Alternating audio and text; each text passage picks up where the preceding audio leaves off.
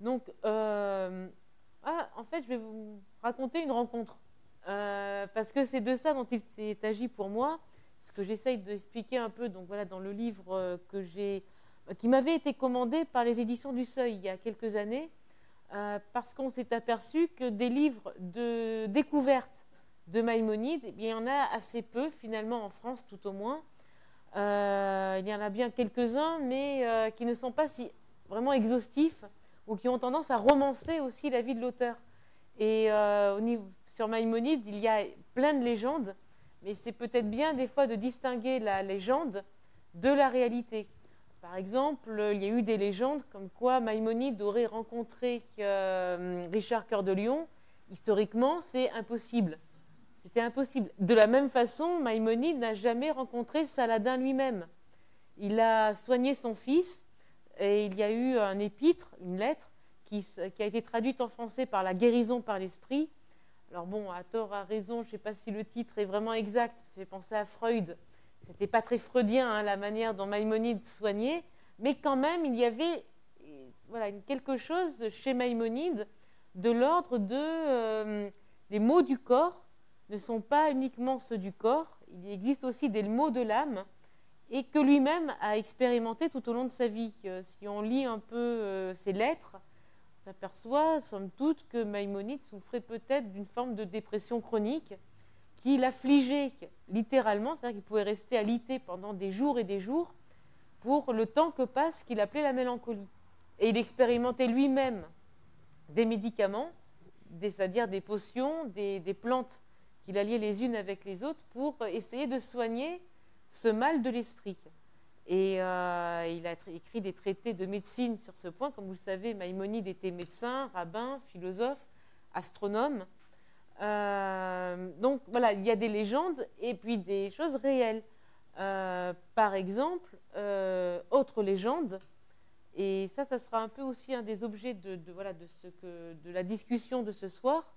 La légende, c'est celle de sa conversion volontaire à l'islam. Et c'est une légende qui a la peau dure parce que même encore des savants actuels peuvent écrire des livres sur la possible conversion, disons, volontaire de Maïmonide à l'islam. Alors, je vais essayer de vous montrer un peu l'arrière-plan. Pourquoi on peut dire ça? Parce que c'est quand même des savants qui disent ça, il faut aussi le prendre au sérieux. Les légendes, on peut aussi les prendre au sérieux. Mais qu'est-ce que cela dit du rapport et de la réception de la philosophie de Maïmonide dans la tradition juive? Et c'est cette approche-là que j'essaierai de vous montrer ce soir.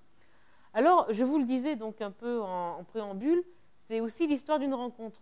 Moi, je ne suis pas juive, donc c'est vrai que je dirige l'Institut Rachi. C'est le grand rabbin Sira qui m'avait fait venir de Strasbourg à l'époque. Je venais de finir ma thèse à Strasbourg, ma thèse que j'avais faite sur Maïmonide, et il m'avait demandé de venir enseigner à l'Institut Rachi. Et c'est comme cela, en fait, que j'ai fait un parcours qui est là jusqu'à nos jours. Et puis après, bon, il y aura d'autres parcours peut-être. Mais depuis, en fait, une université d'Aix-en-Provence où j'ai commencé à étudier la philosophie au département de philosophie d'Aix-en-Provence. Et rien ne me prédestinait du tout à découvrir Maïmonide. Pourquoi? Parce qu'en fait, bon, moi, je venais en fait d'un enseignement catholique. J'avais été toute ma jeunesse dans des écoles jésuites. Et donc, bien évidemment, soit en fait, dans ce cas-là, on embrasse les ordres, soit on devient athée. Moi, voilà, ça a été plutôt l'athéisme qui a été l'option que j'avais choisie. C'est aussi des options aussi adolescentes, de révolte, bon. Donc, moi, mes philosophes privilégiés, c'était Nietzsche et quand même Spinoza. Donc, quand même, bon. Et depuis un athéisme vraiment militant à l'époque. Et donc, depuis mes 17 ans, je savais absolument tout sur la religion, et puis quelles que soient les formes religieuses, de toute façon, c'était du pareil au même, comme dit Spinoza, Dieu c'est asile de l'ignorance. Voilà, donc c'était à peu près le savoir que j'avais de tout cela, et en deuxième année de fac, hélas, il s'est passé une tragédie dans ma vie, j'ai oublié de m'inscrire aux options de deuxième année. Là, c'était terrible parce qu'il me restait exactement 6 heures pour m'inscrire, ce qui veut dire que toutes les options intéressantes étaient déjà prises. comme grec ancien, par exemple. Je voulais continuer en fait le grec ancien, c'était impossible. L'archéologie, tout était déjà pris, donc tout était, voilà, donc tout était fini. Il restait deux options, sport ou philosophie du judaïsme. Et là, ça a été un moment d'horreur, non pas vis-à-vis du judaïsme en tant que tel, mais comment est-ce qu'on peut enseigner de la religion à l'université. Là, ça a été une contradiction massive pour moi. Et j'étais prête à écrire au président de l'université comment une université française peut obliger une pauvre étudiante en philosophie, parce qu'elle a eu un lapsus, de devoir suivre un cours de philosophie de religion. Oui, parce qu'en fait, le sport, c'était encore pire pour moi.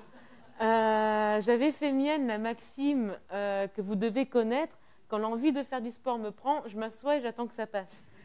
Donc, à l'époque, j'aurais fait sport, je prenais un 6 sur 20. Donc, je me suis dit, entre deux mots, bon, ben, si je bachote un peu, j'aurai certainement la possibilité quand même de passer mon option.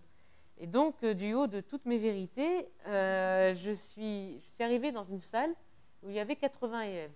Là, je n'avais jamais vu ça dans ce type de cours. Il y avait tellement d'étudiants qu'on devait s'asseoir par terre dans le couloir. Et le professeur essayait de parler un peu fort pour se faire entendre. Là, je me suis dit déjà, c'est étonnant, parce qu'il y ait autant de monde. Alors, sauf il a réussi à convertir tout le monde, et soit il y a quelque chose qui se passe. Et j'ai commencé à écouter les premiers mots du cours qui parlaient de la question de la perplexité. C'est-à-dire, qu'est-ce que ça veut dire la philosophie de la révolte, et dont Maïmonide lui-même, en quelque sorte, est un porteur, mais en même temps peut-être un porteur saint. Et là, pour moi, ça a été une découverte et une claque en même temps. Je me suis aperçue, en fait, de tous les préjugés que je portais sans le savoir. Préjugés, en fait, notamment sur qu'est-ce que c'est qu'une discussion talmudique. Ça, je ne savais pas, moi, je n'étais pas du tout issue de cette tradition. Le Talmud, je ne connaissais pas du tout. Donc, pour moi, elles étaient toutes calquées sur aussi une idée préconçue que j'avais de mon propre rapport à une religion particulière. Et là, j'ai découvert en fait que le Talmud est un lieu en fait de dialogue, et de dialogue où en fait à la fin on peut ne pas être d'accord. Et c'est pas si grave que ça. Donc toutes les contradictions qui me paraissaient difficiles, en fait elles avaient leur place. Et c'est peut-être de cela que se nourrit la philosophie. Contradictions internes, contradictions externes, et finalement qui sont porteuses de cheminement. Et donc ce que j'ai découvert avec Maïmonide, c'est que la perplexité, le doute, n'est pas nécessairement une faiblesse ou une fragilité, mais bien au contraire une source de construction. Et j'ai découvert tout un pan en fait d'une tradition que je ne connaissais pas, et c'est à travers cette tradition que finalement j'ai trouvé un sens à faire de la philosophie. Et donc, bon, évidemment, dès que je suis sortie du cours, je me suis précipitée dans la première librairie pour acheter le Guide des égarés. Donc, pour l'instant, on va l'appeler le Guide des égarés, et qui, après, ne m'a pas quittée jusqu'à maintenant, en tout cas jusqu'à mon doctorat, et puis ensuite mes recherches ultérieures. Donc voilà, l'histoire d'une rencontre. Je trouve que c'est intéressant parce que quand on appartient à une tradition, quelle qu'elle soit, quel que soit son rapport à sa tradition, on a quand même un arrière-plan qui nous semble familier. Mais pour un étudiant qui finalement a cet arrière-plan familier, eh bien, ce qui est si familier, l'ennemi familier, peut s'avérer être un allié. Et découvrir cela depuis une tradition que l'on croit être étrangère et qui permet en fait de cheminer dans le chemin qui est celui de la philosophie, donc qu'un étudiant peut choisir, eh bien, je me dis, c'est peut-être là aussi les bases de notre laïcité. Et c'est cela, en fait, que Maïmonide m'a fait découvrir, donc voilà, que je retrace aussi un peu dans la préface de mon livre, pour montrer aussi qu'on n'a pas besoin d'être juif, qu'on soit pratiquant, qu'on soit non pratiquant, qu'on soit athée. La question n'est pas là. La question, c'est à quel type de rapport au texte et aux autres est-ce que l'on a à faire. Qu'est-ce que l'on veut engager dans ce type de rapport? Et je pense que pour cela, Maïmonide, vraiment, est une porte d'entrée, certes difficile, parce que quand on ouvre le guide des perplexes, enfin le guide des égarés, bah, c'est pas si simple, hein, parce qu'il semble avoir des portes multiples, et puis c'est pas toujours facile à appréhender. Mais précisément, cela demande un effort de pensée. Et c'est peut-être cela qu'il peut aussi nous apporter, l'effort de la pensée, et qui nécessairement oblige à sortir de ses préjugés, à s'arracher à ses préjugés. Donc voilà comment je suis arrivée à découvrir cet auteur, et puis à travers Maïmonide, la philosophie juive, le Talmud, etc. etc. Donc, ce que j'aimerais, donc comme vous connaissez peut-être assez bien Maïmonide, moi voilà, comme je vous le disais, ce que j'aimerais essayer de voir avec vous, c'est finalement quelles ont été les raisons profondes, comme lui les explique hein, dans ses textes, de ce qu'il a voulu entreprendre avec succès d'une réforme de la tradition juive. Alors, non pas une réforme de la Torah, qui évidemment n'a pas à être réformée en tant que telle, le texte pour Maïmonide doit être pris tel qu'il est, mais comment réformer le rapport à la Torah. Et il a posé cette question à un moment crucial au Moyen-Âge. Donc, je vous rappelle ces dates. Maïmonide, 1138-1204, donc il est né en 1138 à Cordoue, en Andalousie. Il est mort en 1204 à Fostat, donc qui était un quartier du Caire. Et l'expérience qu'il fait, c'est l'expérience de l'extinction du savoir dans les communautés juives. Donc c'est grave, en tout cas, c'est comme cela en fait qu'il le voit.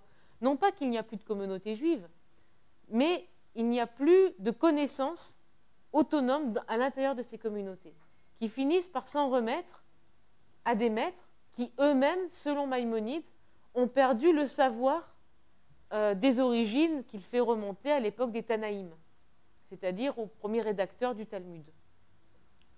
Alors c'est quand même un constat très grave. Pourquoi ? Souvent, quand on entend le mot Moyen-Âge, on pense, notamment Andalousie, Moyen-Âge, immédiatement on fait le rapprochement avec l'âge d'or andalou. Et on se dit, surtout si on a vu le destin d'Amin Maklouf, on se dit quelle chance quand même de vivre à l'époque de Maïmonide et d'Averroès, qui était une époque de cohabitation et de paix entre les religions. Ça, c'est un mouvement rétroprojectif. Parce que l'âge d'or andalou, au moment de la naissance de Maïmonide, est passé depuis assez longtemps. Je vais juste vous rappeler quelques dates pour replacer dans le contexte historique. Cet âge d'or andalou était du temps du califat omeyyade, c'est-à-dire en gros de 756 à 1031. Maïmonide est né en 1138.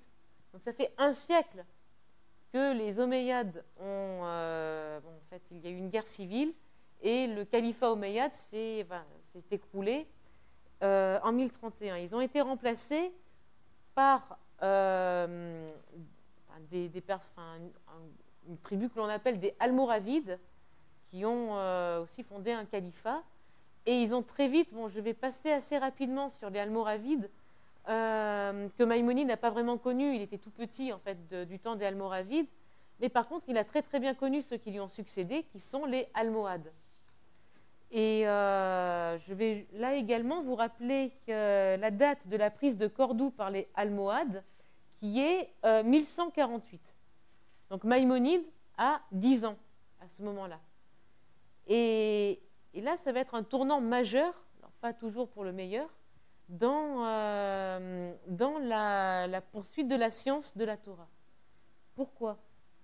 Parce que du temps des Omeyyades, c'est-à-dire ce qu'on appelle l'âge d'or andalou, de grandes écoles juives andalouses sont nées, de grandes académies qui rivalisaient avec la grande académie de Bagdad, qui était la garante de la légitimité du savoir d'Israël.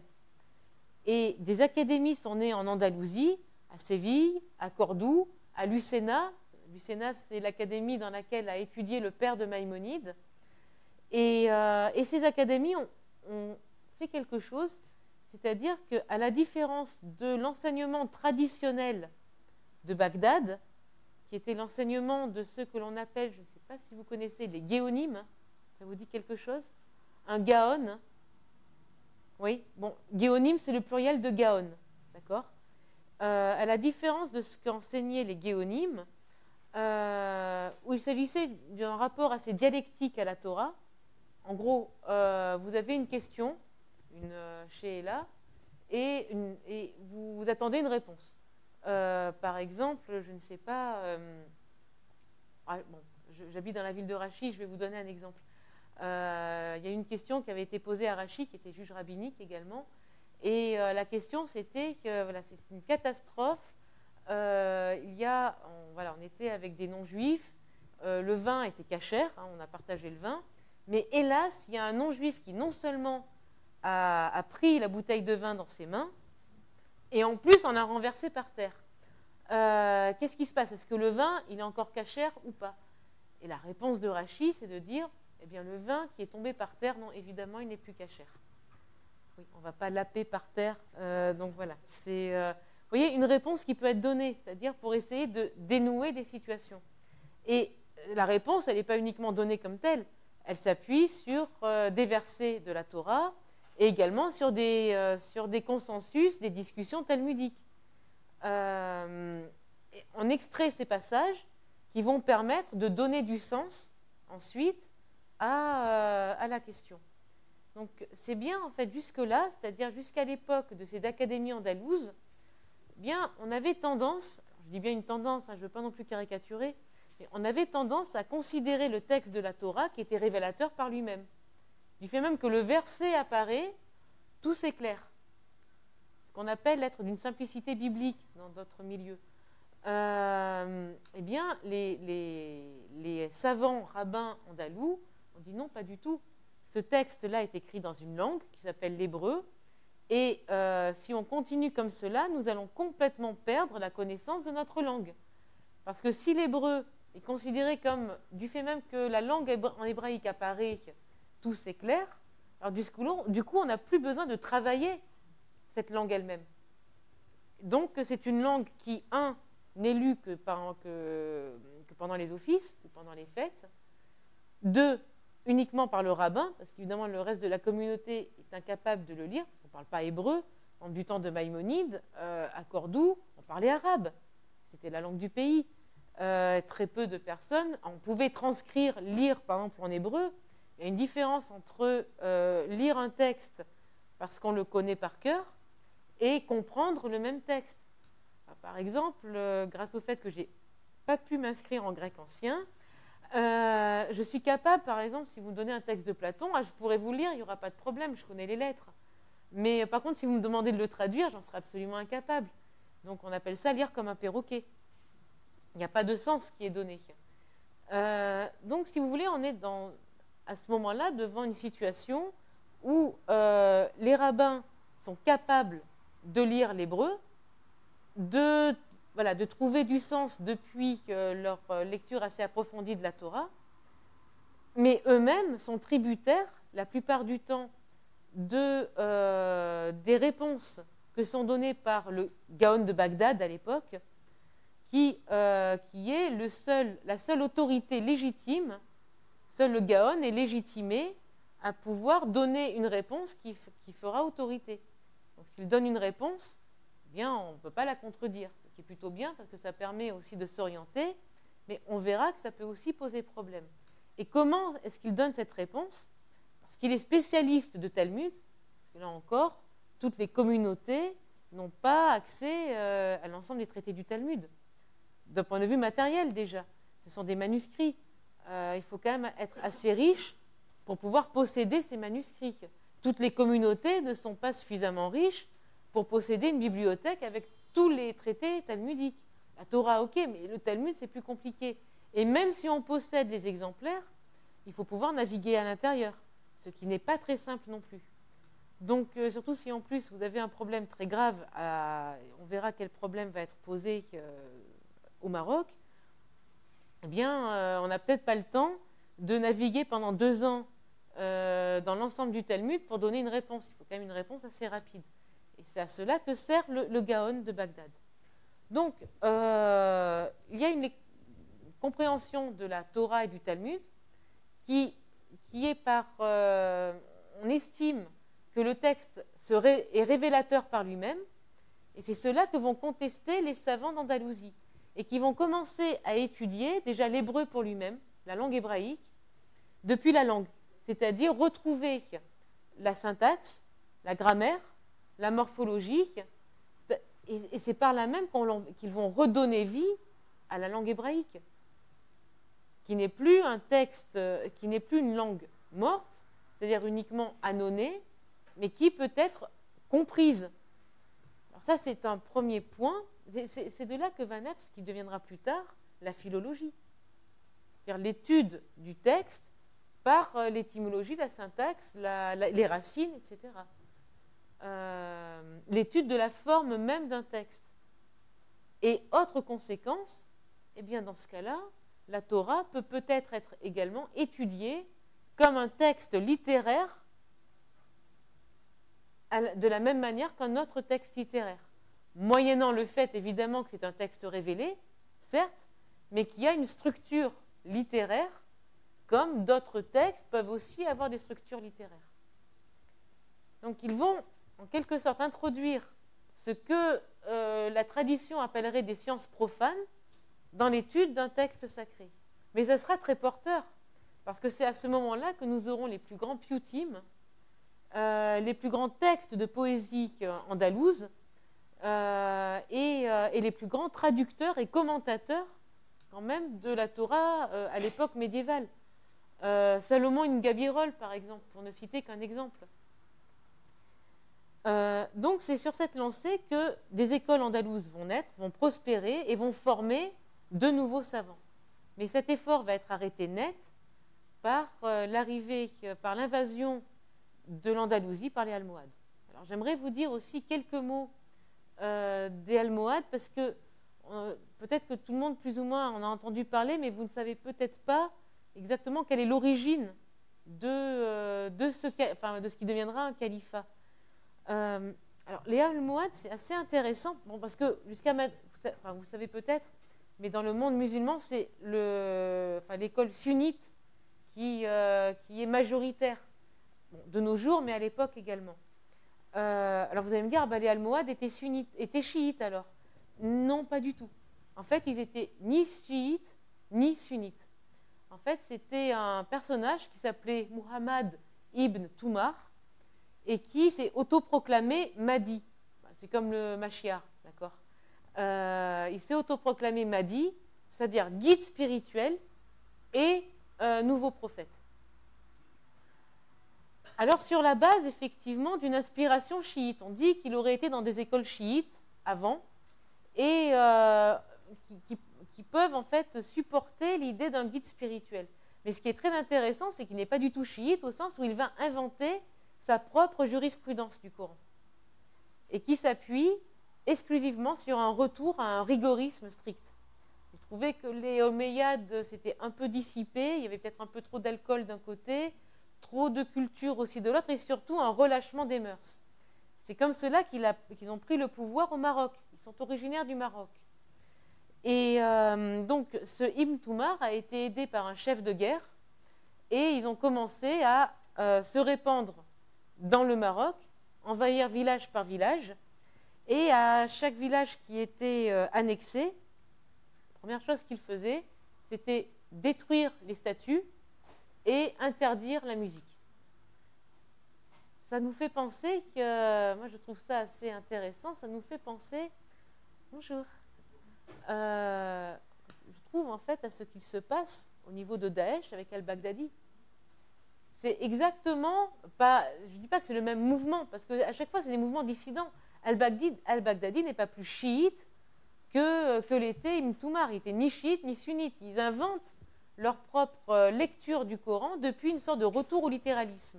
Donc d'un côté, un littéralisme total, c'est-à-dire que le Coran doit être récité et le fait même d'essayer de trouver du sens, c'est déjà de l'idolâtrie. C'est ajouter un sens humain, ce qui ne l'est pas. Donc l'interprétation là est complètement non seulement limitée, mais elle doit être réduite à néant. Et avec un retour à un rigorisme strict, et tout ce qui n'est pas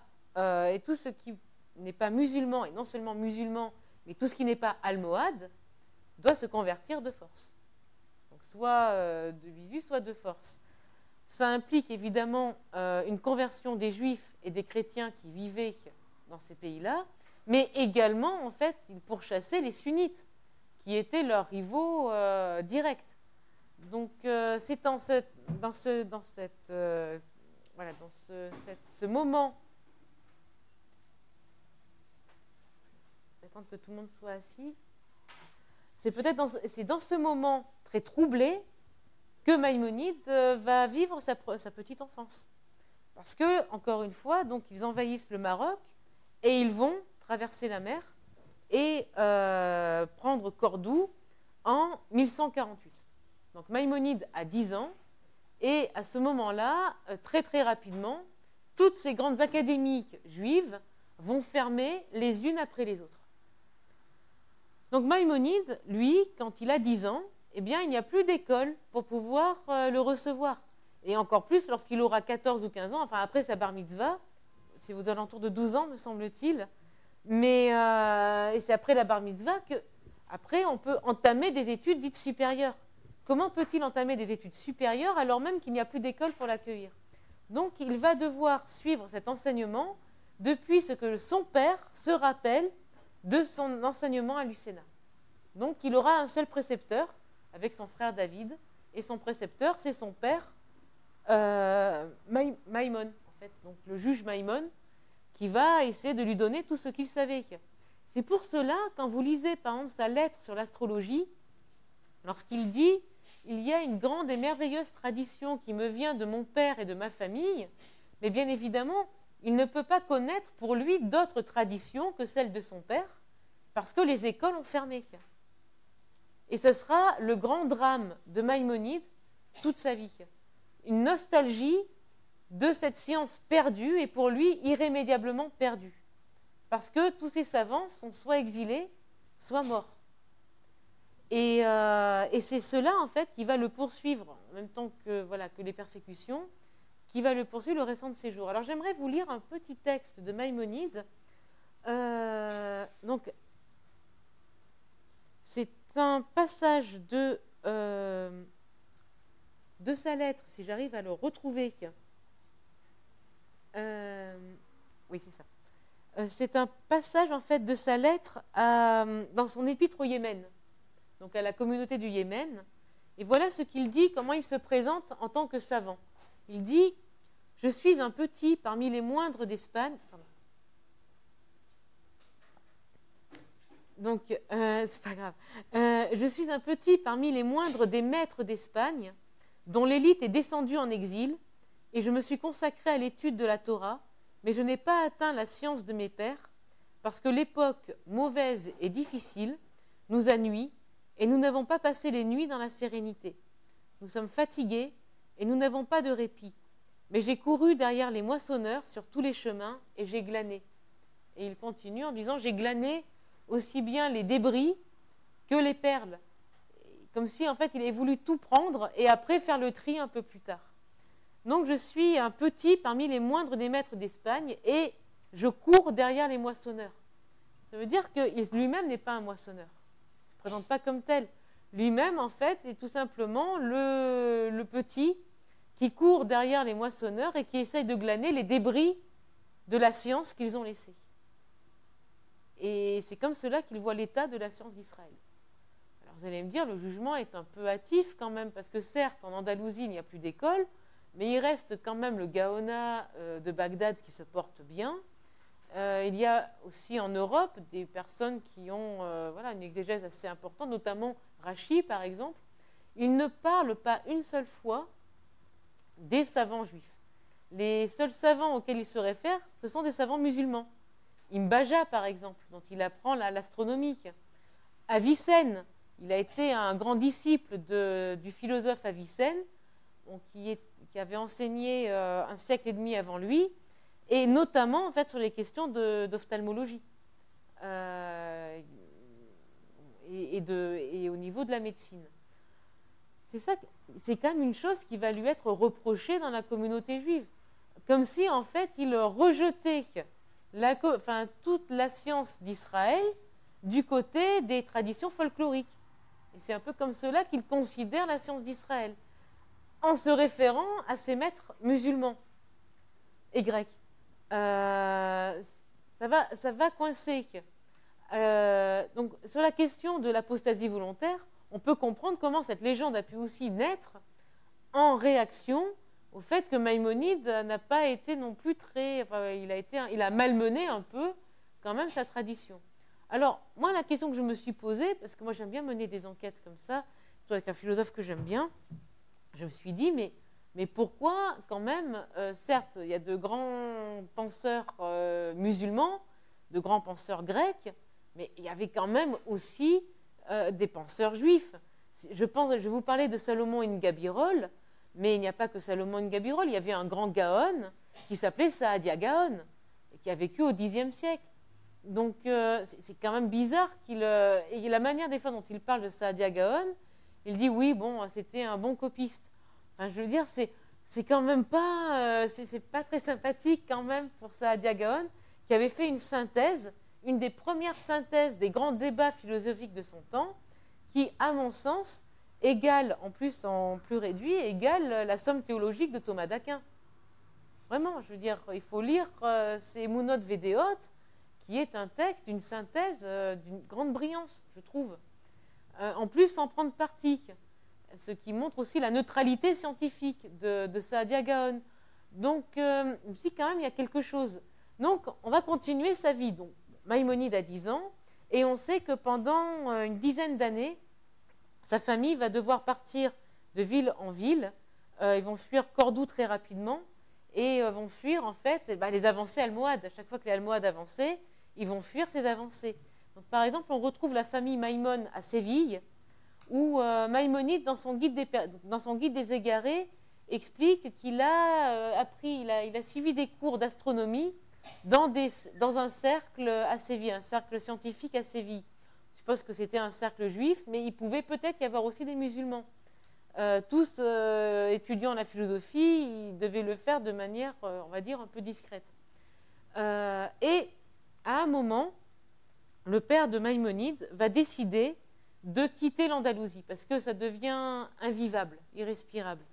Alors, on ne sait pas trop, c'est aux alentours de 1159-1160, ils partent pour Fès au Maroc, qui est la capitale almohade. Alors là aussi, je me suis dit, c'est étonnant comme stratégie parce que beaucoup de Juifs vont quand même partir plutôt du côté du Languedoc, ils vont partir à Montpellier, ils vont plutôt dans le monde chrétien où quand même il était possible de pratiquer son judaïsme ouvertement. C'était peut-être pas très facile, on n'est quand même pas du tout encore du temps d'Isabelle d'Espagne. Là, ça sera plus compliqué, mais jusque-là, dans le monde chrétien, il était quand même plus facile de pratiquer son judaïsme plutôt que dans le monde musulman almohade. Oui, mais encore une fois, la famille Maïmonide est arabe de tradition, dans le sens en fait où ils ont, enfin, je veux dire, c'est depuis des générations, Maïmonide fait remonter sa famille à 7 générations en Andalousie. Donc un héritage de 7 générations, c'est leur vie. Vous imaginez changer de langue, changer de culture. Quelque part, on est dans la culture séfarade. La culture du pays d'Oc, c'est pas du tout une culture séfarade. C'est pas du tout les mêmes codes, c'est pas du tout le...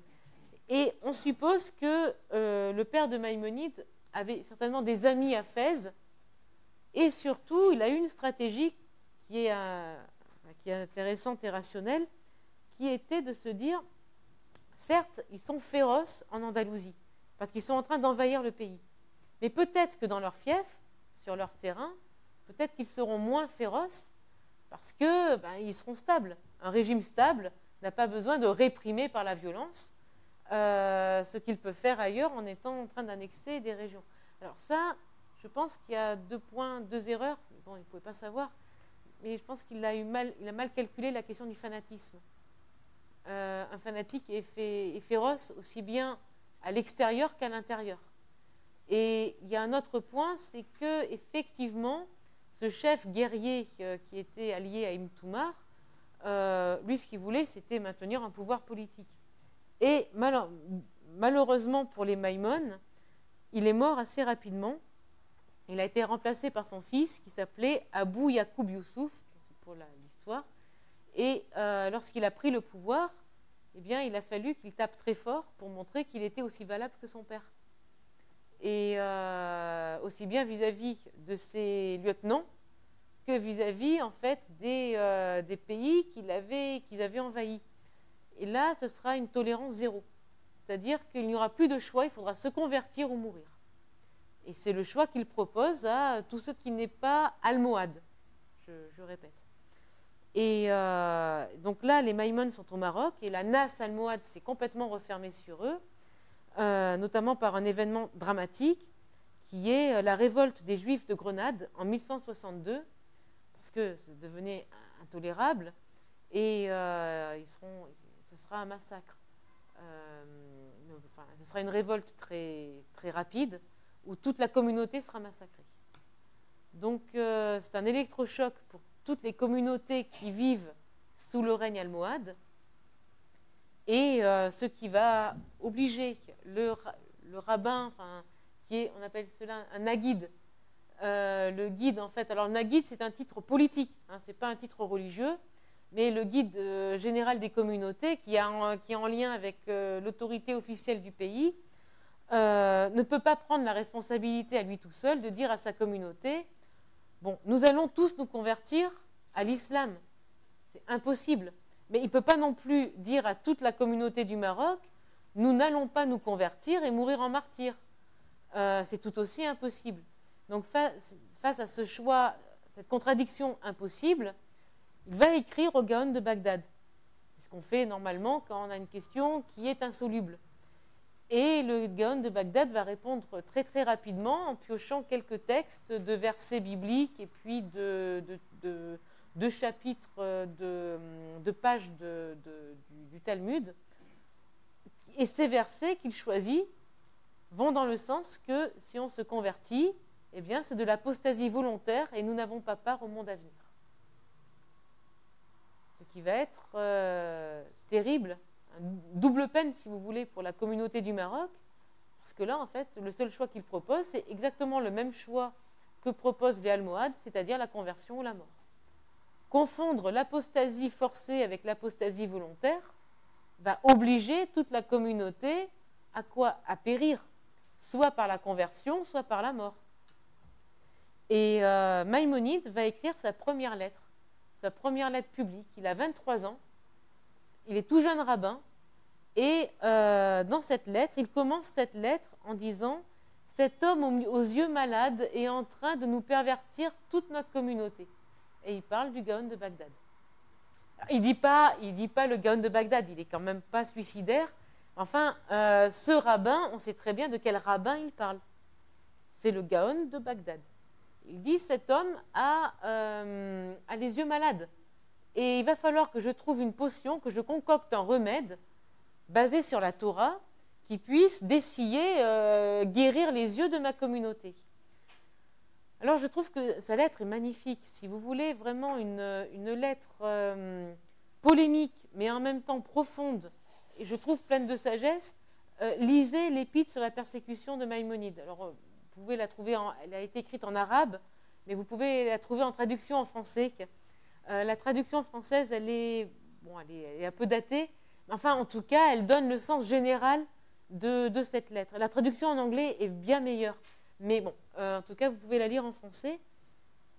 Et ce que dit Maïmonide, donc je vais quand même vous lire ce passage de cette lettre que je trouve vraiment très, très importante lorsqu'il dit mais cet homme qui croit juger de ce qui est bon ou mal pour la communauté du Maroc vit dans un pays paisible, lui-même ne souffre pas des persécutions. Évidemment, c'est plus facile de dire vous allez mourir en martyr quand soi-même on ne risque rien plutôt que lorsqu'on vit dans un pays troublé. Donc il dit premièrement cet homme vit en paix. Il a écrit rapidement, sans réfléchir, de manière automatique, à une question qui était grave et qui exigeait qu'on réécrive 3 fois au brouillon sa réponse. Et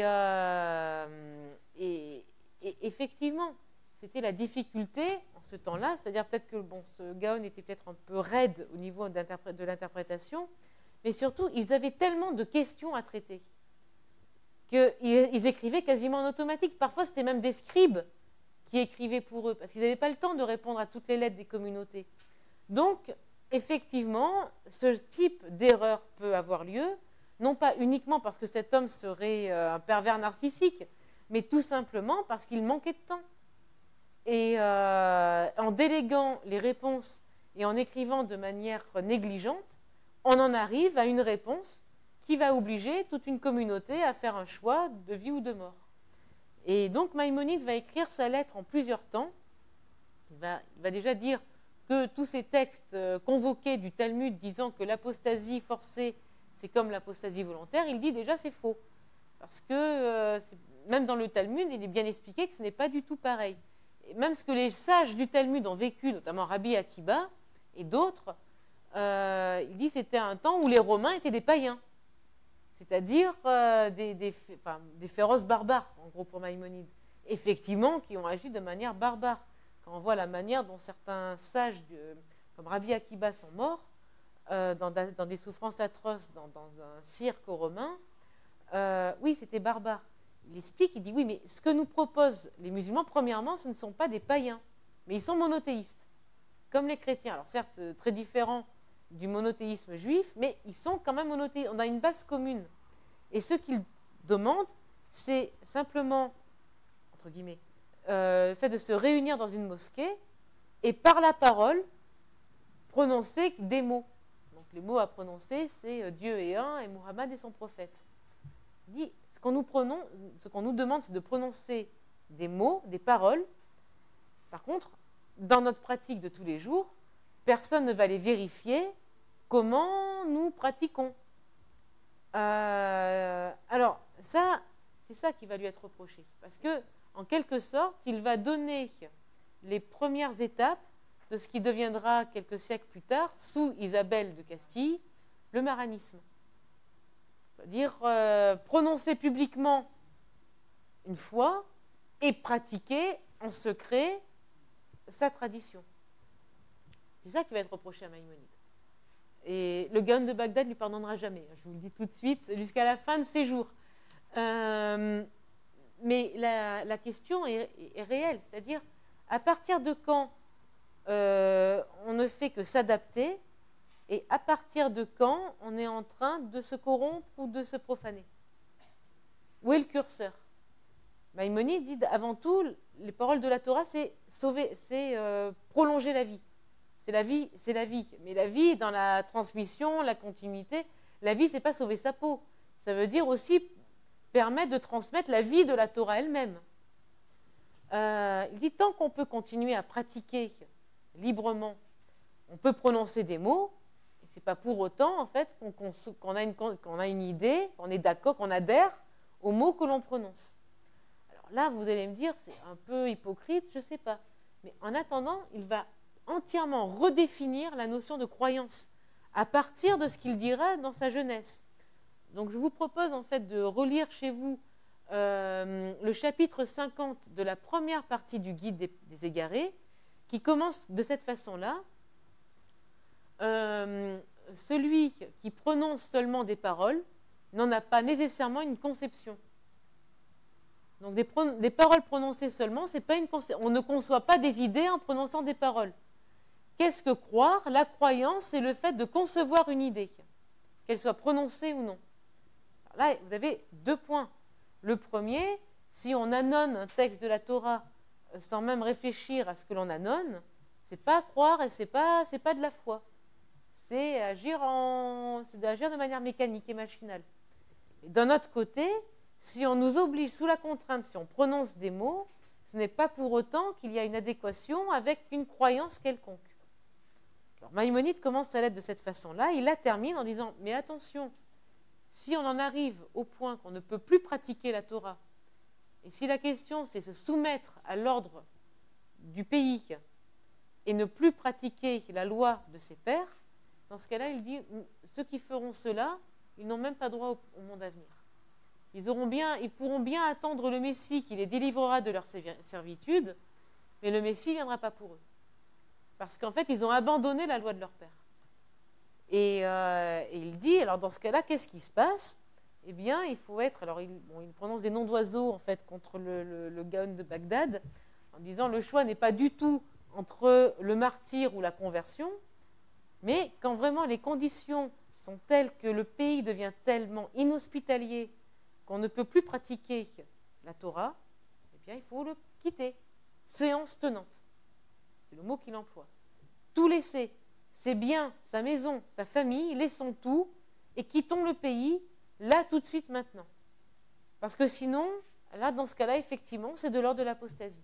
On finit par corrompre même, et puis on ne transmet plus la tradition. Et non seulement il va le dire, donc sa lettre, il va la publier en 1165, début 1165, et en avril 1165, avec sa famille, ils prennent le bateau et ils partent à Saint-Jean d'Acre.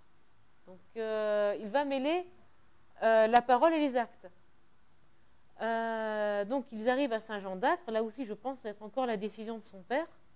Et à Saint-Jean d'Acre, la vie est très, très compliquée, et ils resteront que quelques mois dans ce pays, qui est comme la terre d'Israël, hein, d'accord. Mais alors là aussi, il y a, surtout, bon, Maurice Ruben Ayoun, je vous en supplie, faites attention à ce qu'il explique de la vie de Maïmonide.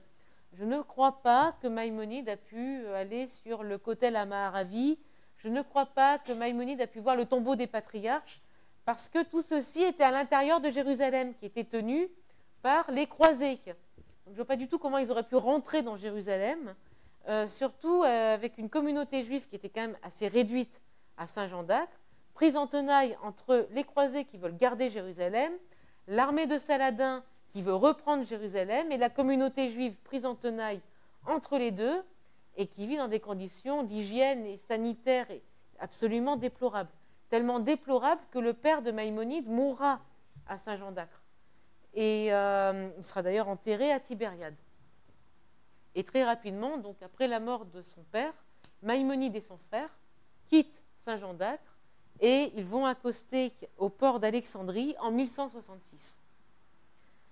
Donc là, Maïmonide est un homme, il est rabbin, mais il n'exerce pas encore la médecine. Il vit principalement d'études, parce que son frère, David, gère l'ensemble de la famille. Donc, il n'a pas besoin de travailler et il va commencer à rédiger son œuvre majeure, l'une des deux œuvres majeures, la première qui est le Mishneh Torah. Il mettra 10 ans pour la publier. Alors souvent, en fait, nous, par exemple, en philosophie, on nous dit non, le Mishneh Torah, c'est une œuvre alarique, qui est complètement déconnecté de ce qu'il va écrire plus tard avec le Guide des Égarés, qui est une œuvre proprement philosophique. Mais voilà, il a eu une période rabbin et puis une période philosophe. Bon, je caricature un peu, mais à peine. De la même façon que si vous allez dans une yeshiva, on vous dit le Mishneh Torah, c'est vraiment quand même, bon, on n'est pas tout à fait d'accord avec le fait qu'il est un peu il y va un peu à la hache pour donner les consensus, les discussions talmudiques, mais quand même, quelle synthèse, quelle brillance, quel hébreu magnifique. On ne tarit pas d'éloges, mais alors par contre, quand vous osez prononcer le mot Guide des Égarés, alors on vous dit non, mais là, il est devenu fou, c'était la fin de sa vie, il radotait, il avait peut-être Alzheimer, mais c'est pas possible. C'est le grand Maïmonide du Mishneh Torah n'a pas pu commettre une œuvre aussi étrange, voire qui peut induire le doute et nous rendre fous. Certains rabbins ont dit, juste après la mort de Maïmonide, on dit mais le Guide des Égarés, c'est un mauvais titre. On aurait dû l'appeler l'égarement des égarés, parce que là, c'est exactement les propos de ce texte. Il va y avoir des discussions très âpres autour de ce texte. Moi, ce que j'essaie de vous montrer, alors depuis l'école américaine, notamment de Joseph Kellner à Chicago, je crois qu'il est à Chicago ou à Boston, enfin en tout cas de l'école de Kellner, qui montre bien qu'il y a un lien organique entre le Guide des Égarés et le Mishneh Torah. Le Mishneh Torah, donc c'est cette première œuvre, part d'un constat, le constat précisément cuisant de la réponse du Gaon de Bagdad à la communauté juive du Maroc, qui a été une réponse vraiment très, on va dire dans le meilleur des cas, très maladroite. Il dit mais comment s'émanciper de leur autorité? Parce que pourquoi le Gaon de Bagdad a tant d'importance? C'est parce que nous n'avons pas les textes. Si chaque communauté avait la possibilité d'avoir accès au Talmud, on n'aurait plus besoin d'attendre des réponses qui sont écrites à la va-vite. Chaque rabbin, chaque guide de communauté serait autonome. Et c'est dans ce but-là qu'il va rédiger le Mishneh Torah. En quoi est-ce qu'il consiste? Bon, littéralement, ça veut dire la répétition de la Torah. En quoi il va consister? À récapituler l'ensemble des commandements à pratiquer, mais aussi des lois sur les sacrifices, qui ne sont plus pratiqués depuis la destruction du Second Temple. Il récapitule les 613 commandements, sans distinction, mais par contre de manière thématique. Donc à chaque fois, il y a un thème, avec les références dans le Talmud, par exemple dans Sanhedrin, dans Baba Kama, etc. Et surtout, il en fait un résumé, avec à la fin la réponse consensuelle des rabbins. Alors après, libre à vous d'aller vérifier dans le Talmud d'autres réponses qui sont données et qui ne font pas partie du consensus. Mais il va donner la réponse consensuelle. Pourquoi cela va se... En quelque sorte, pardonnez-moi l'expression, mais il me semble que ça correspond plus ou moins à ce qu'on pourrait appeler une sorte de Rider Digest du Talmud. Alors ça peut être un peu populaire, mais c'est ça que veut faire Maïmonide.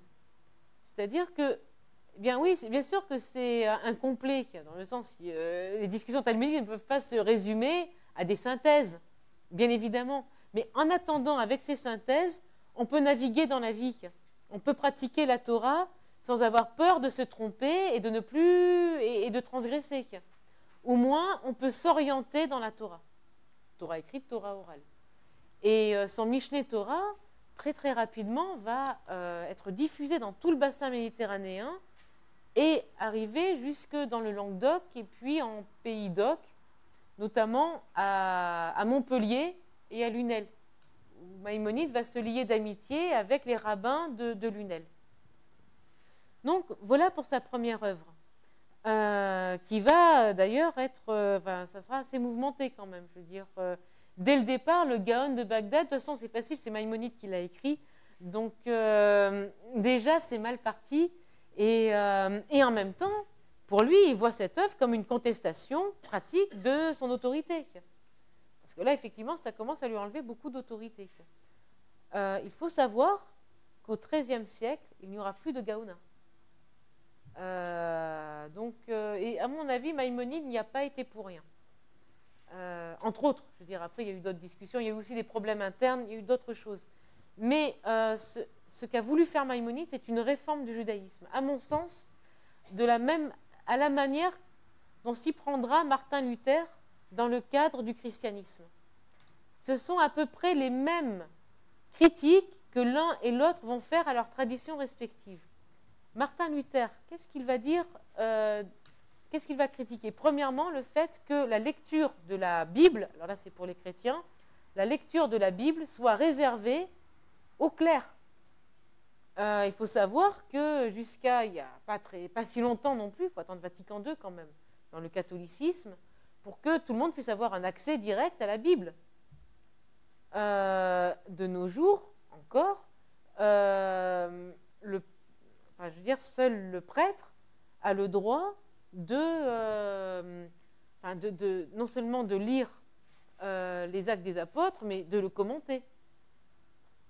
Alors bon, après il y a d'autres choses quand même qui ont évolué, bon, c'est pas de nos jours, c'est quand même beaucoup plus souple.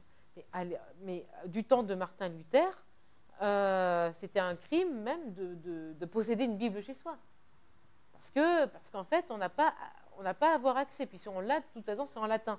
Donc tout le monde ne lit pas le latin, et comme les messes sont aussi en latin, forcément, ceux qui ne connaissent pas le latin vont écouter, ça sera très joli, une belle sonorité, mais voilà. Et c'était pas sûr que les sermons n'étaient pas eux-mêmes en latin. Au moins quelques passages étaient traduits, mais pas tous. Ça, c'est le premier point. C'était exactement pareil dans les communautés. Quand il n'y a que les géonimes qui ont l'autorité pour trancher dans des questions qui concernent quand même la vie du quotidien, tout simplement parce qu'on n'a pas accès au texte, alors non pas par confiscation, mais tout simplement parce qu'on n'a pas la Torah chez soi et que de toute façon, on n'a pas été formé pour pouvoir la lire, c'est quand même un gros problème. Deuxième problème, bon, du côté on repart chez Martin Luther, c'est le problème des indulgences. C'est-à-dire que, évidemment, on ne paye pas les clercs, hein, ça ne se fait pas, on ne monnaie pas son rapport à Dieu. Par contre, on peut, par exemple, donner une offrande à Marie ou au Christ ou, pour avoir accès à la vie éternelle. Et au plus l'offrande sera conséquente, plus facilement sera l'accès. Pour Martin Luther, c'était monnayer tout simplement son salut, ce qui était absolument inconcevable. Alors, du temps de Maïmonide, avec les géonymes, ce n'est pas tout à fait pareil. Mais il y avait quelque chose qui se passait, c'est-à-dire que, pareil, au sens où les géonymes n'étaient pas payés pour dispenser leur savoir. L'étude de la Torah est désintéressée. Mais ils écrivaient dans leur patois, c'est-à-dire dans leur langue de Bagdad. Donc, il fallait bien traduire leurs réponses. Et donc, il y avait des officines un peu partout dans le bassin méditerranéen qui traduisaient, moyennant finance, les réponses des géonymes. Et tout cela arrivait jusqu'à Bagdad. Et donc, le Gaon de Bagdad, au dire de Maïmonide, vivait très bien et ça se passait bien pour lui. C'est cela. Et Maïmonide n'a pas de mots assez féroces pour critiquer cette espèce de monnayage de l'accès à la connaissance de la Torah. Et au XIIIe siècle, tout cela aura disparu. Donc voilà, ça c'est aussi un côté intéressant. Donc pour terminer, parce que je vois que l'heure tourne, j'aimerais en fait, voilà, maintenant m'orienter vers le guide des perplexes, enfin, le guide des égarés. Donc Maïmonide écrit son Mishneh Torah. Donc vous voyez bien que l'idée, c'est la diffusion du savoir. C'est-à-dire que le savoir ne soit pas réservé qu'à quelques élites, mais que chaque communauté soit en capacité de pouvoir trancher dans des questions pratiques. Le guide des égarés, aura exactement la même tendance, sauf que le Mishneh Torah va s'adresser aux rabbins et le guide des égarés va s'adresser aux savants. C'est la même personne, hein. Mais au rabbin en tant que dans sa pratique de tous les jours avec sa communauté, et le guide des égarés aux savants dans ses contradictions internes. Et c'est là où moi ça m'avait énormément parlé quand j'étais étudiante, parce que déjà prendre conscience qu'on a des contradictions internes, c'est une grande révélation, et comprendre en fait que sa colère, eh bien en fait d'autres que nous en fait on l'a vécu et que c'est peut-être pas si grave que ça, mais qu'il y a des moyens de pouvoir s'en libérer de manière un peu plus, comment dirais-je, un peu plus constructive que de dire non, ça ne m'intéresse pas, je ne regarderai pas. Ça, c'est pas très constructif. C'est ça que nous propose Maïmonide. Pourquoi? Parce que Maïmonide lui-même a expérimenté cette perplexité, que j'appelle maintenant perplexité, on verra pourquoi. Tout ce sentiment-là de révolte, lui-même l'a expérimenté, il l'a expérimenté jusque dans sa chair. Ce n'était pas simplement une révolte adolescente, comme bon, ça a pu être le cas quand on est tout jeune, et que, qu'on est en construction d'identité. Lui, il l'a vécu au sens où il a vécu un drame qui a brisé sa vie, et qui est la mort de son frère David. Je ne sais pas si vous connaissez l'histoire ou non. Donc, David, c'était lui qui avait en charge toute la famille.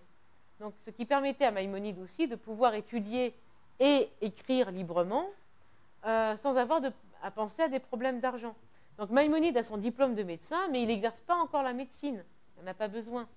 Et en même temps, David et Moïse, donc Moïse Maïmonide, étaient très proches. Ils étudiaient ensemble. Ils étaient un vrai binôme. Pas simplement des frères, mais ils étaient aussi des frères d'études. Donc, pour Maïmonide, son frère David avait énormément... C'était son pilier, si vous voulez. Et là, David a l'idée, parce que bon, les finances, il faut bien faire nourrir la famille. Et il a l'idée il fait le commerce de pierres précieuses. Et il veut faire un coup d'audace et partir directement chez les producteurs locaux en Inde pour faire une transaction financière directement avec les producteurs, ce qui enrichirait considérablement la famille. Sauf que pour aller jusqu'en Inde, c'est quand même un voyage un peu périlleux, surtout à l'époque, il n'y avait pas Ryanair ni... voilà. Donc Maïmonide s'y oppose, mais vraiment fermement. Il refuse que son frère parte. Il lui dit c'est trop dangereux. Son frère, donc, il parlemente pendant des mois, et à un moment, son frère part sans l'accord de Maïmonide, et il part en cachette. Et là, ça va être très compliqué, parce que Maïmonide, en fait, ne le saura que, évidemment, au moment où tout est fait, où son frère est déjà parti, et son frère lui écrit une lettre, et ce sera la dernière lettre que Maïmonide lira de son propre frère. Alors, j'aimerais bien vous la lire parce que autant le Guide des Égarés, le Mishneh Torah, vous pouvez en avoir un accès direct, autant ce type de lettre, l'accès est peut-être un peu moins facile. Donc, alors, il faut que je reprenne mes notes. C'est ça.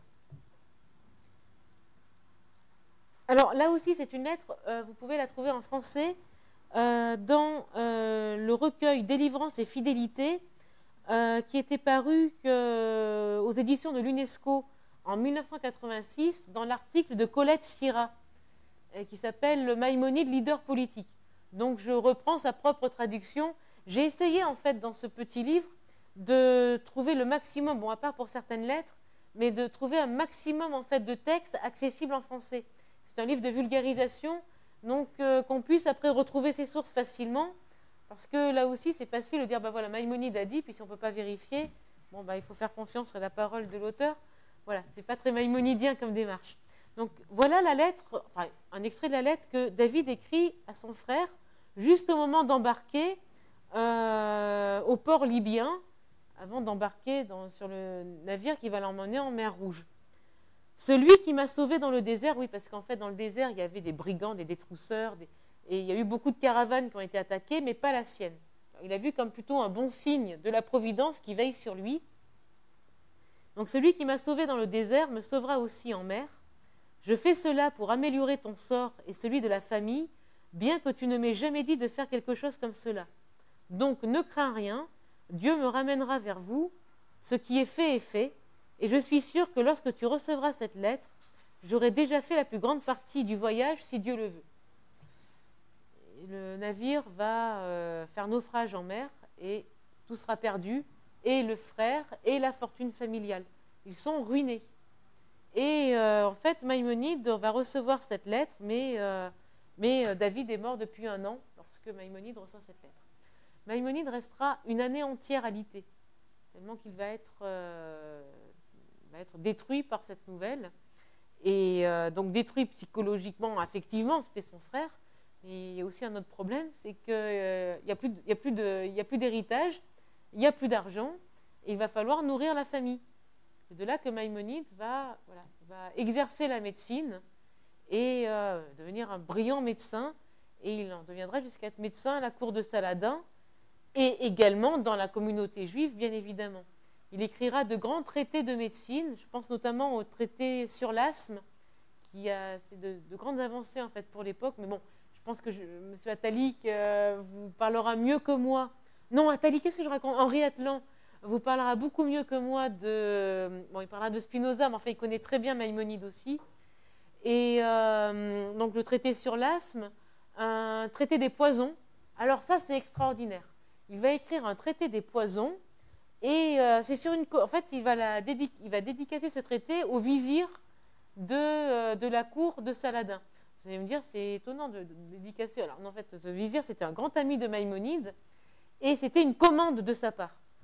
Pourquoi? Parce que à la cour de Saladin, comme dans beaucoup de cours du Maghreb, d'Orient, de Perse et d'Europe, l'empoisonnement est un sport quotidien.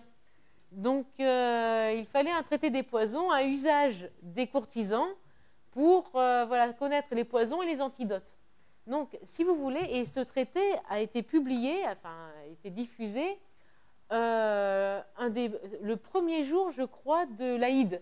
Donc, il y avait aussi un rapport très fort à cela, et il a été le premier traité qui a été écrit à usage public, et ça a été une commande d'État. Et c'est Maïmonide qui l'a écrit. Donc, le traité des poisons est aussi un traité extrêmement intéressant. Enfin bon, bref, pour en revenir à Maïmonide, donc il va falloir qu'il devienne médecin, et il ne se remettra jamais de la mort de son frère. Et il va s'enfermer dans une sorte de mélancolie chronique. Et il en parle dans une lettre en disant que la seule chose qui pouvait parfois sortir de sa mélancolie, c'était de prendre un peu de pavot et également d'écouter de la musique.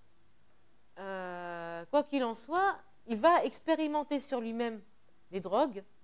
Vous savez, en fait, qui peuvent être un poison, mais aussi un remède. Il va expérimenter ces drogues et surtout, il va expérimenter le trouble de l'esprit, qui est troublé par deux choses majeures. Certes, le deuil, mais depuis le deuil, la question de la providence. Comment Dieu peut permettre de telles horreurs? Quoi? Nous avons été persécutés, nous avons été pourchassés. Enfin, on a réussi à trouver un lieu où on est bien en Égypte. Et qu'est-ce qui se passe? Mon frère meurt dans des conditions absurdes.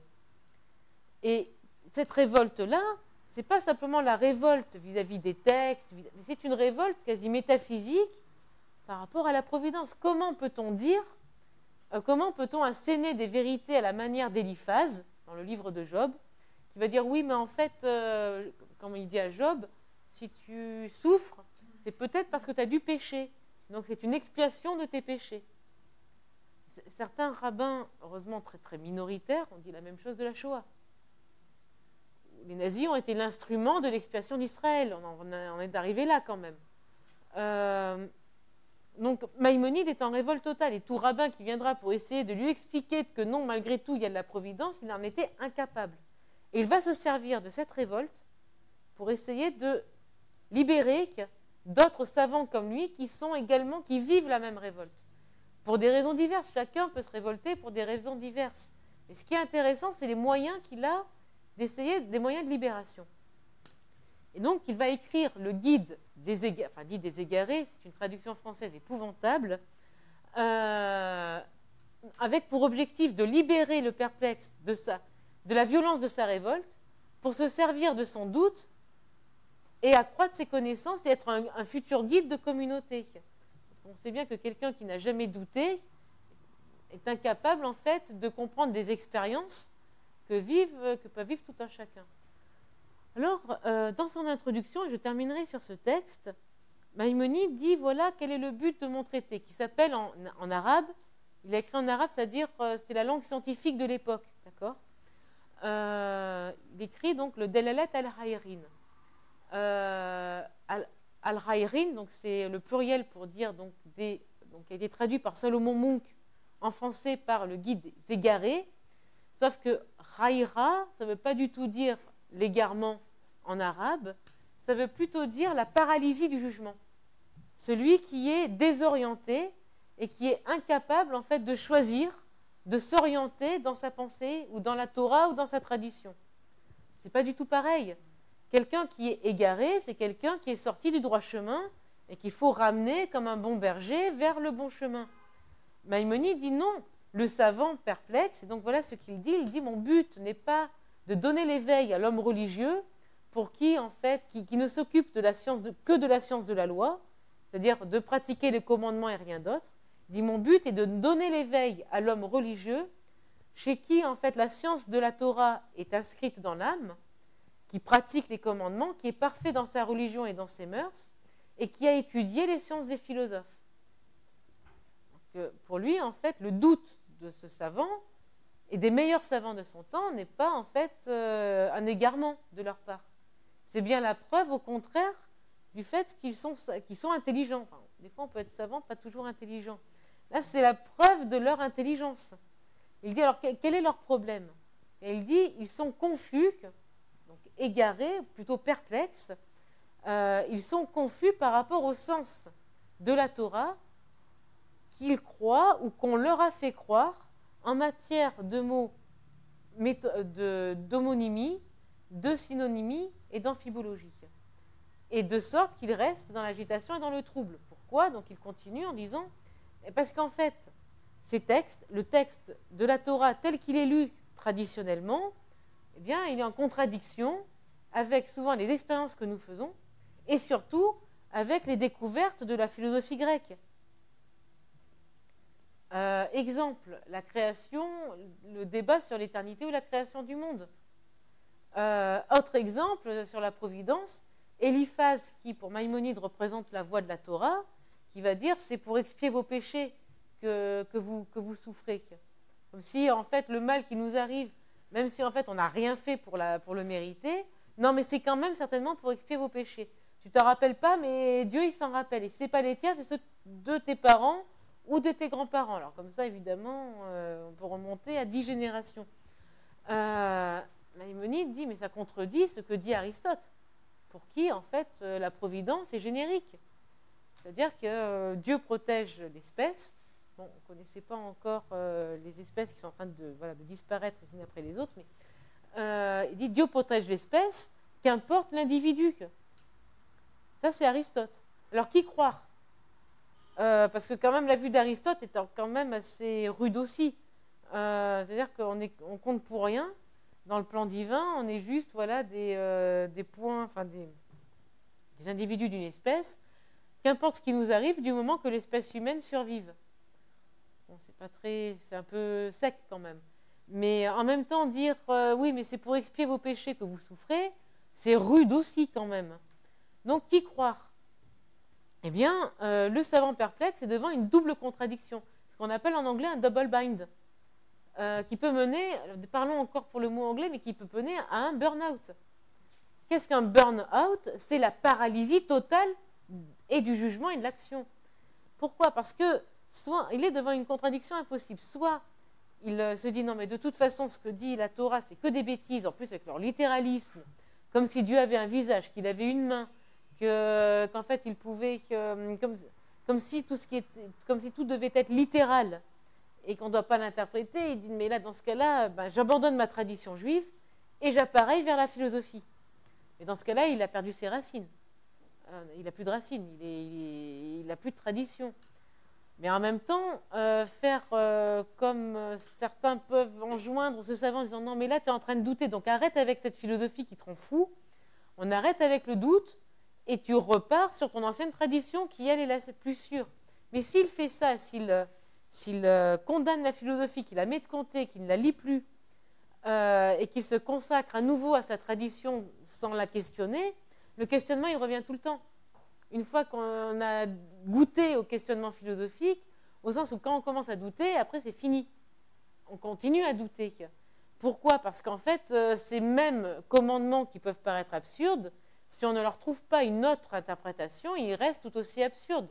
Donc, certes, il va continuer à pratiquer, il abandonne la philosophie, mais avec un ressentiment de plus en plus fort. Pour cela, moi, je vous conseille de lire le livre de Shulem Din, Celui qui va vers elle ne revient pas, qui montre en fait un homme qui a vécu pendant des années dans une communauté new-yorkaise, enfin, dans la campagne new-yorkaise, plutôt racidique, très, très racide. Et en fait, il n'avait pas le droit de lire autre chose que les livres du Rav, qui était l'homme saint. Et il n'y avait pas de télévision, pas de radio, et tout ce qui avait un rapport à l'extérieur, c'était péché. Même lire Maïmonide était péché. Bon, on peut comprendre. Mais, et cet homme, en fait, il découvre, en allant en cachette dans une bibliothèque municipale, il découvre le Guide des égarés. Et pour lui, c'est la révélation. Et donc, il montre tout son parcours. C'est autobiographique de cet homme, qui après est devenu journaliste. Il a dû quitter complètement. Il a été excommunié de cette communauté-là. Il ne peut plus voir sa femme ni ses enfants. Enfin, c'est quand même très douloureux. Et donc, celui qui va vers elle ne revient pas.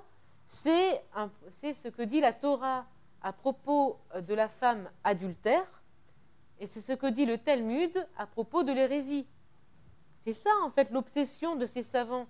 Ils se disent, mais en étudiant la philosophie qui, en plus, nous fait douter de notre tradition, est-ce qu'on ne devient pas hérétique? C'est une contradiction très forte, je veux dire, parce qu'en même temps, ils se sentent juifs et rabbins et guides de communauté. Et Maïmonide leur dit non, pas du tout. L'hérésie, c'est au contraire de continuer dans la lecture traditionnelle de la Torah. Là aussi, le Gaon va être très content.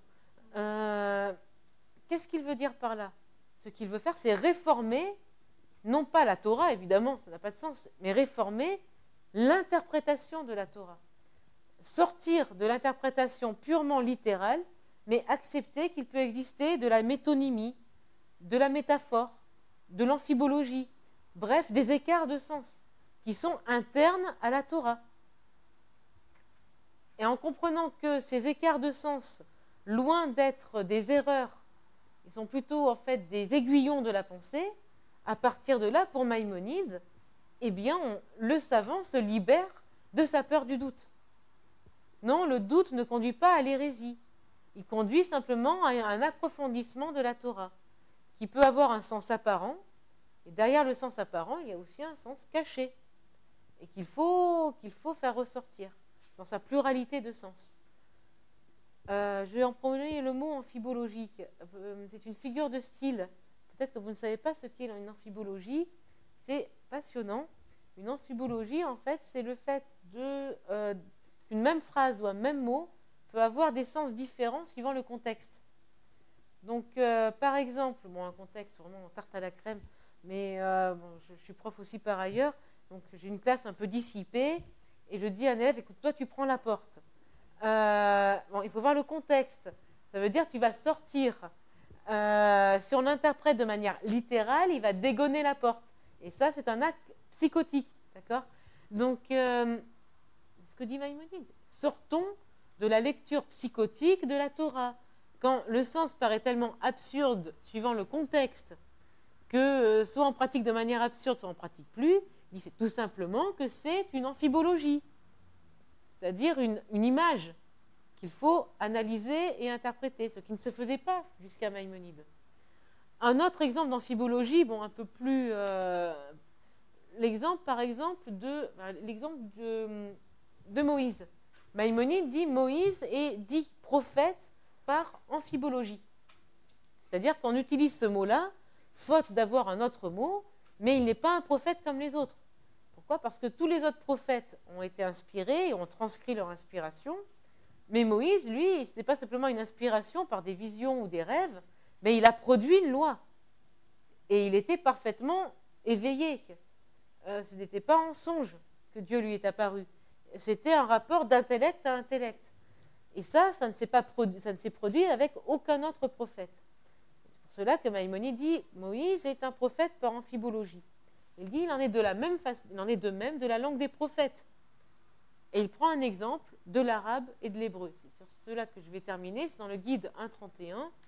Il dit c'est comme, donc il prend un exemple, il dit la langue des prophètes par rapport à notre langage quotidien, c'est comme l'hébreu et l'arabe, qui sont deux langues très proches, deux langues sémitiques, deux langues sœurs.